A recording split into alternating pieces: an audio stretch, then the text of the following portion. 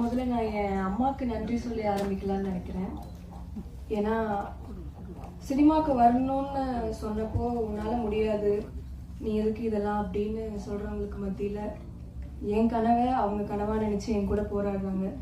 So அவங்களுக்கு நன்றி சொல்லி ஆரம்பிக்கிறதுல தான் நான் அவங்களுக்கு செய்கிற பெரிய நன்றி கடனாக இருக்கும்னு நினைக்கிறேன்.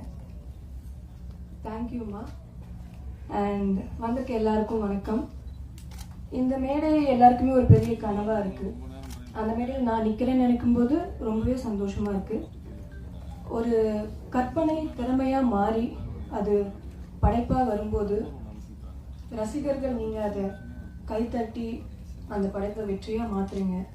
ஏன்னா ஒவ்வொரு படத்துக்கு பின்னாடியும் அவ்வளோ ஸ்ட்ரகிள்ஸ் இருக்குது, அவ்வளோ போராட்டம், அவ்வளோ பேரோட உழைப்பு.